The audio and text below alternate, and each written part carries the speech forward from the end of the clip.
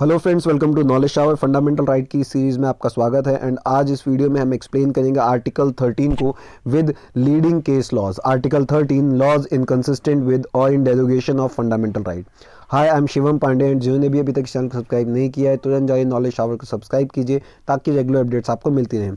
इसके साथ साथ एक इंपॉर्टेंट इन्फॉर्मेशन मैं आपको दे दूं, हमने DU LLB, BHU LLB, eyelet और क्लैट के लिए ऑनलाइन एंड ऑफलाइन दोनों मोड्स पर क्लासेस स्टार्ट कर दी हैं और ये क्लासेस केवल और केवल 14,999 रुपये में है। ज़्यादा जानकारी के लिए आप हमें इन नंबर्स पे कांटेक्ट कर सकते हैं। इसके साथ साथ हमारा जो DU LLB और BHU LLB का रिजल्ट बहुत ही ज़्यादा शानदार रहता है और हमारे मैक्सिमम बच्चे सेलेक्ट होते ही होते हैं। हमने दिवाली ऑफ़र लॉन्च किया है तो आप इन कोर्सेज़ में दिवाली ऑफ़र के तहत भी अप्लाई कर सकते हैं। एंड टिल 30 नवंबर ये कोर्सेज सेम कोर्सेज आपको केवल और केवल 7,999 में अवेलेबल हैं। सो जल्दी से इस नंबर पे कांटेक्ट कीजिए और अपने आप को रजिस्टर करवाइए। चलिए अब बिना किसी डिले के वीडियो को स्टार्ट करते हैं। So introduction to article 13। Article 13 में 4 क्लॉजेज हैं। आर्टिकल 13 में 4 क्लॉजेज हैं। पहला क्लॉज जो है वो बात करता है प्री कॉन्स्टिट्यूशनल लॉज, मतलब वो लॉज जो संविधान बनने से पहले प्रिवेल कर रहे थे। सो 13(1) ये कहता है कि संविधान बनने से पहले जो लॉ प्रिवेल कर रहे थे, तो जब संविधान आया और उन लॉज के कोई भी प्रोविज़न अगर इनकंसिस्टेंट होते हैं फंडामेंटल राइट के, तो वो जो प्रोविज़न होंगे to the extent of inconsistency क्या हो जाएंगे, वॉइड हो जाएंगे। मतलब संविधान आने पर अगर प्री कॉन्स्टिट्यूशनल लॉ जो है इनकंसिस्टेंट होगा फंडामेंटल राइट के, तो वो प्री कॉन्स्टिट्यूशनल लॉ क्या हो जाएगा, वॉइड हो जाएगा। ये आर्टिकल 13(1) कह रहा है। आर्टिकल 13(2) मतलब इसका क्लॉज 2 क्या बात कह रहा है, क्लॉज 2 ये कह रहा है कि स्टेट कोई भी ऐसा कानून नहीं बना सकता जो फंडामेंटल राइट के इनकंसिस्टेंट हो, पहली बात। और दूसरी चीज़ ये कह रहा है कि अगर ऐसा कोई भी कानून बनता भी है तो वो to the extent of contravention, मतलब कि वो कानून जो उसके लॉज होंगे अगर वो फंडामेंटल राइट के को वायलेट करते हैं, so to the extent of the violation या कॉन्ट्रावेंशन वो कानून क्या होगा, वो वॉइड होगा। क्लॉज 3 क्या कहता है, क्लॉज 3 सिंपली लॉ की डेफिनेशन की लॉ में क्या क्या इंक्लूड होता है और लॉ इन्फोर्स में क्या क्या इंक्लूड होता है उसके बारे में बात करता है। सो लॉज में इंक्लूड होता है ordinance, order, bylaw, rules, regulation, notification, custom, usage. और लॉ इन्फोर्स बेसिकली क्या है, ये इंपॉर्टेंट है आपके जानना। लॉ इन्फोर्स बेसिकली वो लॉज हैं जो प्री कॉन्स्टिट्यूशनल लॉ हैं, जो ब्रिटिश काल से चलते हुए आ रहे हैं और they are pre constitutional laws. ये होते हैं लॉ इन फोर्स। क्लॉज 4 क्या बात करता है, क्लॉज 4 ऐड किया गया था 24th अमेंडमेंट एक्ट द्वारा। एंड क्लॉज 4 एक ही बात कहता है कि आर्टिकल 13 के कोई भी प्रोविज़न आर्टिकल 368 के तहत अगर कोई अमेंडमेंट किए गए हैं तो उस पर लागू नहीं होंगे। मतलब अगर कोई भी कॉन्स्टिट्यूशनल अमेंडमेंट किया गया है और वो फंडामेंटल राइट को अब्रिज कर रहा है तो वो प्रोविज़न स्टक डाउन नहीं होगा यूजिंग आर्टिकल 13 क्लॉज 4। ये बात कही गई है क्लॉज 4 में और ये ऐड किया गया था बाय 24th कॉन्स्टिट्यूशनल अमेंडमेंट। तो अब मैं इसको बहुत ही डिटेल में एक्सप्लेन करने वाला हूं, so stick to the video. उससे पहले मैं 4 इंपॉर्टेंट चीज़ें आपको बता दूं जो इस आर्टिकल से हमें मिलती हैं। पहली चीज़, आर्टिकल 13 कहीं ना कहीं फंडामेंटल राइट को एक टीथ प्रोवाइड करता है और स्ट्रेंथ प्रोवाइड करता है। और आर्टिकल 13 फंडामेंटल राइट को क्या बना देता है, जस्टिफाइएबल। जस्टिफाइएबल का मतलब क्या होता है कि अगर आपका कोई भी फंडामेंटल राइट इन्फ्रिंज हो रहा है तो आप कोर्ट में जाके इसको एनफोर्स करवा सकते हैं। इसके साथ साथ आर्टिकल 13 जुडिशियल रिव्यू का प्रोविज़न भी इंट्रोड्यूस कर देता है। एंड एक इंपॉर्टेंट चीज़ जो मैं आपको बताना चाहूँगा वो ये कि आर्टिकल 13 का कोई भी रेट्रोस्पेक्टिव इफेक्ट नहीं होता, प्रोस्पेक्टिव इफेक्ट होता है। प्रोस्पेक्टिव इफेक्ट का मतलब होता है कि जिस दिन कानून बना है, एनफोर्स हुआ है हमारा कॉन्स्टिट्यूशन, उस दिन से लेके आगे जो फ्यूचर लॉज हैं उनके बारे में बात होती है। चलिए अब मैं ज़रा डिटेल में आपको चीज़ें बताता हूँ। सबसे पहले मैं आर्टिकल 13 क्लॉज 1 एंड क्लॉज 2 लेता हूँ। आर्टिकल 13 क्लॉज 1 जैसा कि मैंने बताया ये प्री कॉन्स्टिट्यूशनल लॉज के बारे में कहता है और आर्टिकल 13 क्लॉज 2 ये पोस्ट कॉन्स्टिट्यूशनल लॉज के बारे में बात करता है। आर्टिकल 13(1) एंड 13(2) में दोनों में एक ही बात हुई है कि कोई भी अगर कानून इनकंसिस्टेंट है फंडामेंटल राइट के, so to the extent of inconsistency वो क्या होगा, वो वॉइड होगा। ये बात आर्टिकल 13(1) और 13(2) दोनों में कही गई है। ठीक है। सो अब इन दोनों चीज़ों को मैं आपको एक्सप्लेन करूंगा यूजिंग 3 इंपॉर्टेंट डॉक्ट्रिन। 3 डॉक्ट्रिन जो आर्टिकल 13 में दे रखे हैं उनका यूज़ करते हुए मैं आपको ये चीज़ें एक्सप्लेन करता हूं। सो आर्टिकल 13 में 3 डॉक्ट्रिन है। पहला डॉक्ट्रिन है डॉक्ट्रिन ऑफ एक्लिप्स, दूसरा डॉक्ट्रिन है डॉक्ट्रिन ऑफ वेवर्स या फिर वेवर ऑफ फंडामेंटल राइट जिसे हम कहते हैं, and third is doctrine of severability या डॉक्ट्रिन ऑफ सेपरेबिलिटी। ये 3 डॉक्ट्रिन है। Doctrine of eclipse, doctrine of eclipse कहता है कि हमारे कॉन्स्टिट्यूशन के आने से पहले कई सारे ऐसे कानून थे जो इंडिया में प्रिवेल करते थे। तो वो कानून जो इंडिया में प्रिवेल करते थे वो जब बनाए गए थे तब तो वो वैलिड थे, लेकिन जब हमारा कॉन्स्टिट्यूशन एनफोर्स हुआ तो कई सारे उसके provision were inconsistent with fundamental right. तो अगर कोई भी ऐसा कानून है जिसके provision become inconsistent with the fundamental right after coming into force of the constitution, so ऐसे laws क्या हो जाएंगे, ऐसे laws को will be treated as dormant but not dead। ऐसे law dormant हो जाएंगे but dead नहीं होते हैं। और अगर सब्सिक्वेंट अमेंडमेंट करके आगे कोई अमेंडमेंट लाके उनकी जो इनकंसिस्टेंसी है वो रिमूव कर दी जाए तो ऐसे लॉज दोबारा से एनफोर्सेबल हो सकते हैं, and this is known as doctrine of eclipse. ये प्री कॉन्स्टिट्यूशनल लॉ है। जब कॉन्स्टिट्यूशन आया तो उसके ऊपर फंडामेंटल राइट ने एक्लिप कर लिया और वो लॉ क्या हो गए, डॉर्मैट हो गए, डेड नहीं हुए, डॉर्मैट हो गए। और जब इन फ्यूचर इसकी इनकंसिस्टेंसी हटा दी गई विद फंडामेंटल राइट और ये कंसिस्टेंट हो गए फंडामेंटल राइट के, तो ये लॉ क्या हो जाते हैं, ये प्रिवेल करते हैं और दोबारा से एनफोर्स हो जाते हैं। अब सवाल ये आता है कि डॉक्ट्रिन ऑफ एक्लिप्स केवल और केवल प्री कॉन्स्टिट्यूशनल लॉज पे अप्लाई होता है या पोस्ट कॉन्स्टिट्यूशनल लॉज पे भी अप्लाई होता है। सो इसको मैं कुछ लीडिंग केस लॉज के थ्रू आपको समझाऊंगा। First case was Keshavan Madhavan Menon. Keshavan Madhavan Menon ने सुप्रीम कोर्ट ने कहा कि आर्टिकल 13(1) का रेट्रोस्पेक्टिव इफेक्ट नहीं है and it is prospective in nature. Prospective in nature का मतलब होता है कि आर्टिकल 13 जो है एग्जिस्टिंग लॉज और फ्यूचर लॉज पे ही एप्लीकेबल होगा और प्रीवियस या प्री कॉन्स्टिट्यूशनल लॉज पे एप्लीकेबल नहीं होगा। और एक बहुत ही इंपॉर्टेंट बात जो कही गई थी केशवन माधवन मेनन केस में, वो ये कहा गया था कि अगर कॉन्स्टिट्यूशनल अमेंडमेंट लाकर ये शेडो रिमूव कर दी जाती है, मतलब इनकंसिस्टेंसी रिमूव कर दी जाती है, तो लॉ दोबारा से ऑपरेटिव हो जाएगा और दोबारा से रिवाइव या जीवित हो जाएगा। बीकाजी नारायण केस है, उसमें भी लगभग यही बात कही गई और ये कहा गया कि अगर कॉन्स्टिट्यूशनल इम्पेडिमेंट रिमूव कर दिया जाता है तो laws which were inconsistent with fundamental right वो दोबारा से एनफोर्सेबल हो जाएगा।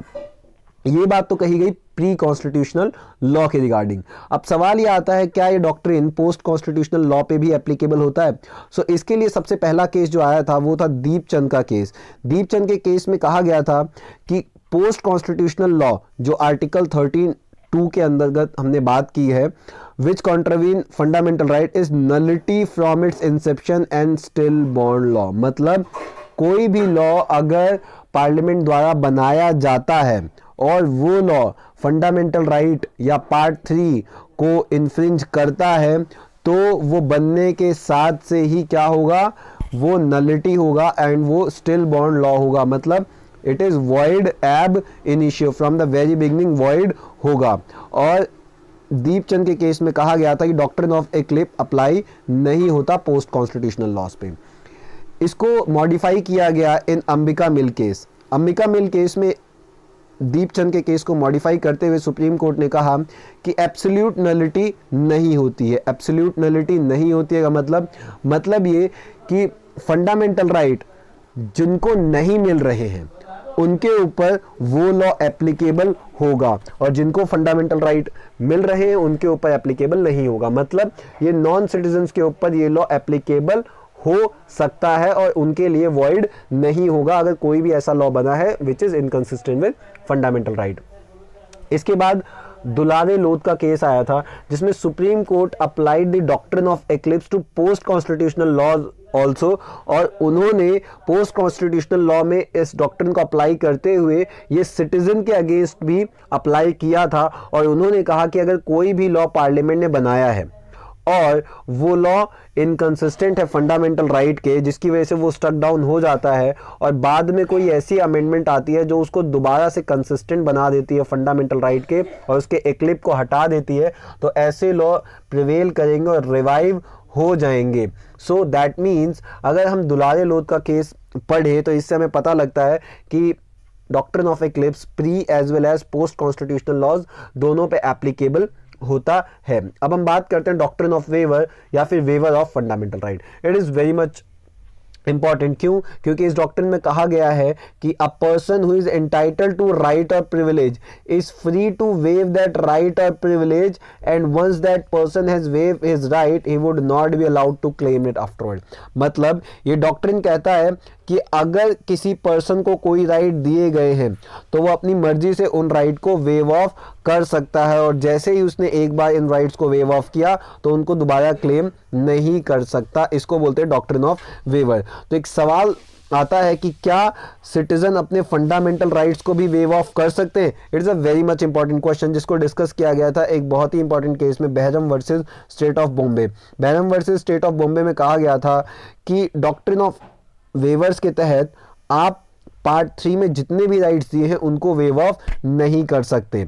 ये बात कही गई थी बेहरम के केस में, जिसको अफर्म किया गया बशेश्वर नाथ के केस में, और इसमें कहा गया none of the fundamental right can be waived by person, कि कोई भी व्यक्ति अपने फंडामेंटल राइट वेव नहीं कर सकता। और इसके पीछे रीजन ये दिया गया है कि फंडामेंटल राइट ये मैंडेटरी ऑन स्टेट की वो इन्फोर्स कराए, ना कि सिटीजन जो अपनी मर्जी से इसे छोड़ दे। हाँ, लेकिन आप उन फंडामेंटल राइट को छोड़ सकते हैं जो केवल और केवल आपके बेनिफिट के लिए ही हैं, जो पब्लिक एट लार्ज के बेनिफिट के लिए हैं, आप उनको नहीं छोड़ सकते। बाकी जो अगर आपके बेनिफिट के लिए जो राइट हैं उनको आप छोड़ सकते हैं। सो ये बात कही गई थी बशेश्वर नाथ के केस में। Next doctrine is doctrine of severability या सेपरेबिलिटी। डॉक्ट्रिन ऑफ सेवरेबिलिटी और सेपरेबिलिटी कहता है कि अगर कोई लॉ है जिसका एक पार्ट तो कंसिस्टेंट है विद फंडामेंटल राइट के और दूसरा part is not consistent with fundamental right, तो जो कंसिस्टेंट है और नॉन कंसिस्टेंट है उसमें से आप नॉन कंसिस्टेंट पार्ट को अलग हटा देंगे अगर, तो जो कंसिस्टेंट पार्ट है वो प्रिवेल करेगा और नॉन कंसिस्टेंट पार्ट प्रिवेल नहीं करेगा। This is doctrine of severability. इसमें एक लीडिंग केस है ए.के. गोपालन का केस। ए.के. गोपालन के केस में क्या किया गया था कि जो सेक्शन 14 था प्रिवेंटिव डिटेंशन एक्ट 1949 का, it was inconsistent with fundamental right, इसलिए सेक्शन 14 निकाल दिया गया था। बाकी जो पूरा प्रोविजन था वो प्रिवेल कर रहा था। Why? Because it was consistent with fundamental right. Question ये आता है अब कि क्या जो लॉज बनाए जाते हैं अंडर आर्टिकल 13 में वो लॉ कॉन्स्टिट्यूशनल अमेंडमेंट को भी इंक्लूड करता है? ये क्वेश्चन इसलिए इंपॉर्टेंट है क्योंकि अगर law under article 13 constitutional amendment को भी इंक्लूड करता है तो इसका मतलब ये है कि अगर कोई कॉन्स्टिट्यूशनल अमेंडमेंट होता है which is against fundamental right या इन कॉन्ट्रवेंशन विद फंडामेंटल राइट, तो वो कॉन्स्टिट्यूशनल अमेंडमेंट में क्या हो जाएगा? स्टक डाउन हो जाएगा। So it is very much important to know कि लॉ क्या है अंडर आर्टिकल 13। सो ये पहला केस जो आया था इससे रिलेटेड वो था Shankari Prasad versus union of India, and इस केस में कहा गया था कि law under article 13(2) does not include constitutional amendment. मतलब आर्टिकल 13(2) में जो वर्ड लॉ है वो कॉन्स्टिट्यूशनल अमेंडमेंट नहीं इंक्लूड करता, और parliament can amend the fundamental rights. ये बात कही गई थी शंकरी प्रसाद के केस में, जिसको उलट दिया गया था गोलकनाथ के केस में। और गोलकनाथ के केस में कहा गया था कि आर्टिकल 13(2) में जो लॉ है उसमें उसमें कॉन्स्टिट्यूशनल अमेंडमेंट इंक्लूड होता है, और पार्लियामेंट के पास ये पावर नहीं है कि वो अब्रिज कर सके या टेक अवे कर सके कोई भी फंडामेंटल राइट। जिस चीज़ को नलिफाई कर दिया गया था बाय 24th अमेंडमेंट एक्ट 1979 में, एक कॉन्स्टिट्यूशनल अमेंडमेंट लाके बाय द पार्लियामेंट, और आर्टिकल 13(4) और 368(3) को इंसर्ट किया गया था ताकि गोलकनाथ केस में जो जजमेंट है वो रिवर्स की जा सके। सो आर्टिकल 13(4) और 368 क्लॉज 3 कहता है कि nothing under article 13 shall apply to any amendment of this constitution made under article 368। मतलब अगर 368 के तहत कोई भी कॉन्स्टिट्यूशनल अमेंडमेंट होता है और वो किसी भी फंडामेंटल राइट को अब्रिज करता है, टेक अवे करता है, तो उस पे आर्टिकल 13 अप्लाई नहीं होगा। ये बात कही गई थी थ्रू दिस अमेंडमेंट। इसमें पहला केस जो था वो था केशव नंदा भारती का। केशव नंदा भारती, जब कॉन्स्टिट्यूशनल वैलिडिटी की बात हुई तो केशव नंदा भारती केस आता है, और Kesavananda Bharati 24th constitutional amendment को वैलिड बताता है और कहता है कि law in Article 13 excludes amendment, constitutional amendment made under Article 368। मतलब 368 में जो भी अमेंडमेंट हो रहा है वो लॉ की डेफिनेशन में नहीं आता है, एंड आर्टिकल 13 में जो लॉ की डेफिनेशन है इट एक्सक्लूड्स कॉन्स्टिट्यूशनल अमेंडमेंट, इसलिए parliament can amend the fundamental right. लेकिन एक प्रोविजन और भी डाला गया इसमें कि they have power to amend fundamental right but they cannot amend the basic structure of the constitution. मतलब जो बेसिक स्ट्रक्चर होगा फंडामेंटल राइट में उसको आप नहीं हटा सकते। जैसे इक्वालिटी की अगर हम बात करें, सो अगर मैं प्रेजेंट प्रपोजिशन की बात करूं, so law in article 13 does not include constitutional amendment, पहली चीज। दूसरी चीज, article 13(2) does not affect the amendment made under article 368। मतलब अगर आर्टिकल 368 के तहत कोई भी अमेंडमेंट किया जाता है तो आर्टिकल 13 उसमें कोई भी रोल प्ले नहीं करता, और वो अगर अमेंडमेंट कॉन्स्टिट्यूशनल अमेंडमेंट अगेंस्ट है फंडामेंटल राइट के तो उसको भी स्ट्रक डाउन नहीं करेगा आर्टिकल 13। इसके साथ साथ parliament can amend the constitution of India including fundamental right but cannot change the basic structure of the constitution. So ये हमारी प्रेजेंट पोजीशन है। सो फ्रेंड्स, आप पूरी वीडियो के आधार पर आप अपनी नॉलेज को टेस्ट कीजिए। ये 4 से 5 क्वेश्चन है, इनको आप सॉल्व कीजिए, कमेंट बॉक्स में आंसर दीजिए, एंड वीडियो कैसी लगी ज़रूर बताइए। Thank you so much for watching. Thank you so much.